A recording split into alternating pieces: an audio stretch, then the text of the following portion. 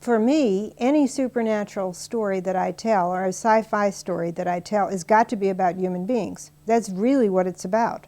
And I think it's always about us. It's about our souls, our hearts, our minds. It's about us and everything that we're confronting. It may seem fantastic to somebody who's maybe not a fan of the particular framework we choose, but it's never pure fantasy. It's always about us. If it's going to be good and it's going to be deep, it's going to be that way. Now, for me, the whole question moves organically. It all moves at the same time.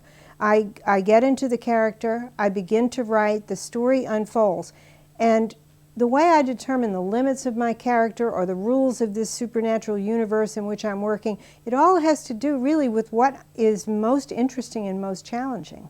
Say, for example, when I was writing the Mayfair books, I evolved an idea of what a witch was. So this was a sensitive person, a psychic person who could perhaps command unseen forces.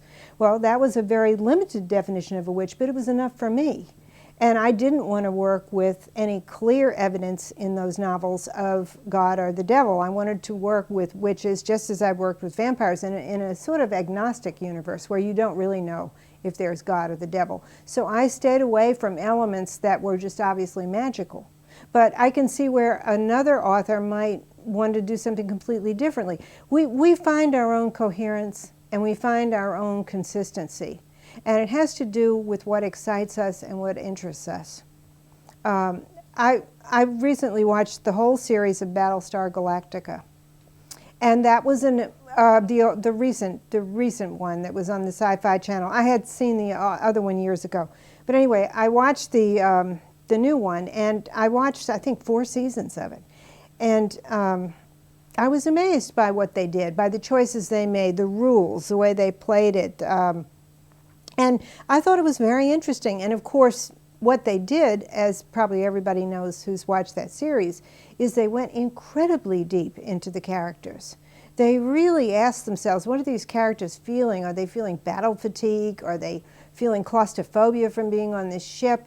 Are they feeling despair? And then, of course, some of the characters turned out not to be humans at all, but to be Cylons, and they had to deal with that. What is the other? What is human? What is a soul? What obligations do you have to somebody who looks just like you, but is technically a machine? Do you have a right to kick that person, or punch that person, or kill that person? It was fascinating. But again, they obviously chose what they wanted to do, and they chose what felt right to them, and they chose what caused the maximum intensity. That's what I go by. If it feels really intense to me to describe a witch as having certain powers and not having certain other powers, that's what I go with. Now, it wouldn't be intense for me to write about a vampire who couldn't face a crucifix. Not at the time I was writing my vampire novels. I felt it was much more horrific for the vampire not to have clear evidence of God or the devil, but to be full of doubts, just as most of us are. But again, somebody else could take that idea of the power of the crucifix and they could work it out with an intensity that I just couldn't access. So I think it's highly personal, and I think it matters a lot. And the test of it finally is how it feels to you, and then how it feels to the people who read what you've written.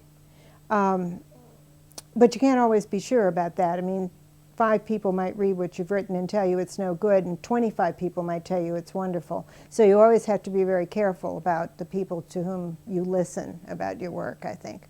You have to be ready to ignore what they say if you don't strongly feel that they're right.